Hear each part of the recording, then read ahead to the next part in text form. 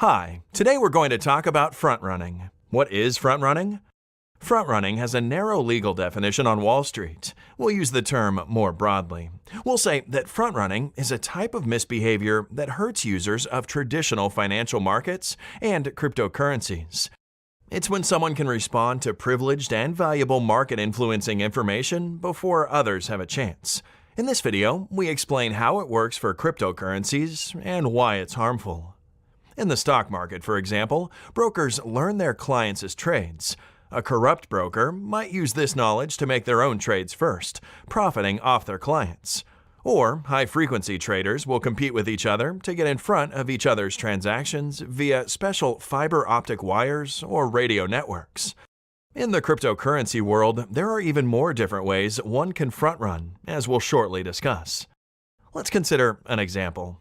A decentralized exchange, or DEX, is a system that allows users to trade cryptocurrencies with one another. It runs on top of a blockchain in a blockchain application called a smart contract. Say Alice wants to sell some token on a DEX, say widget tokens, ticker WAT. She publishes to the world an offer to sell 10 widgets for 1 Ether. Now, this is a very low price, and Bob immediately decides he wants to take the order and buy 10 widgets. To do this, he broadcasts his own matching counter order in the blockchain system, sending the counter order to the exchange smart contract. But there's a problem. Our monocled and mustached frontrunner also wants to take Alice's juicy offer. He steps in and broadcasts his own counter order. It turns out that in most blockchain systems, if the frontrunner is clever, he can get his order to the contract before Bob's goes through, even if Bob submitted his order first. In fact, the frontrunner benefits from seeing Bob's order first. To many people, this might seem unfair. After all, Bob tried to take the order first. Let's see how it happens. Recall that cryptocurrency proof-of-work-based systems, such as Bitcoin or Ethereum, work by having a copy of the same distributed ledger, chain of blocks, on each computer. Before a transaction is mined, though, it somehow has to be sent to all the miners so they can attempt to include it in a block. Now, the way this happens is that when someone wants to perform a new transaction, she tells all of the computers she is connected to about her transaction, and those computers forward that transaction to all of the computers they are connected to. This process is known as broadcasting a transaction. Transactions that have been broadcast but not yet mined in a block are kept on each computer in a storage space called the mempool. Everybody on the network keeps their own mempool of transactions they've seen, but that have not yet been confirmed in blocks. A frontrunner can exploit the fact that transactions are broadcast to mempools around the network. By listening to transaction broadcasts, a frontrunner can see new transactions before they're mined. This gives an opportunity for a frontrunner to get a transaction placed in a block before the transaction of a victim. How does a frontrunner get their transaction placed first in a block? They include a higher fee in their transaction than the one in the victim's transaction. Miners usually process higher fee transactions first to maximize their profit.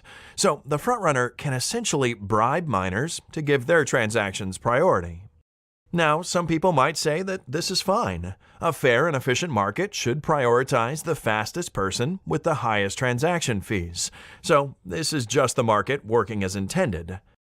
But frontrunners can exploit this feature to harm users, effectively cutting ahead of users in line in applications, a few of which we'll discuss now.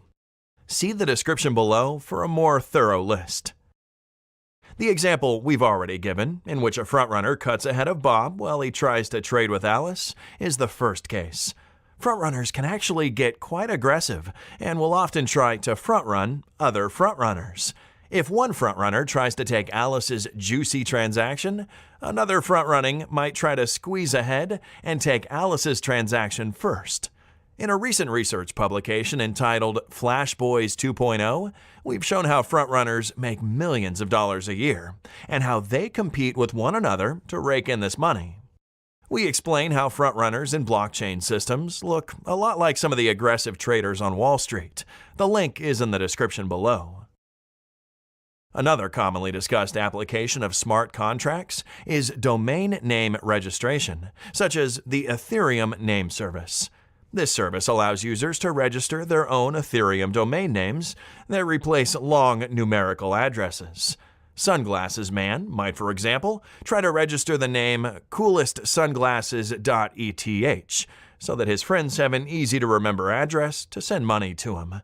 If a frontrunner sees him doing this, though, the frontrunner can get the domain name first and then turn around and try to sell it to Sunglasses Man at an inflated price. The Ethereum name service specifically designed their registration process to mitigate this problem, and so they're not vulnerable in real life because they went to the trouble to design around the issue. Initial coin offerings are yet another target of frontrunners. An ICO is a first sale of tokens. Tokens are essentially application-specific cryptocurrencies. Many users are eager to invest in them. Often, there's a limited supply, and early investors are given bonus tokens. Frontrunners can push their transactions ahead of other users' transactions and snap up these tokens and bonuses, leaving other users out in the cold. That's it. Now you understand how frontrunning works and have had a glimpse into some of the pitfalls of blockchains. We hope you enjoyed this very, very brief tutorial. Follow the Initiative for Cryptocurrencies and Contracts on Twitter, and like and subscribe on YouTube for more educational material and exciting new blockchain research. Thanks.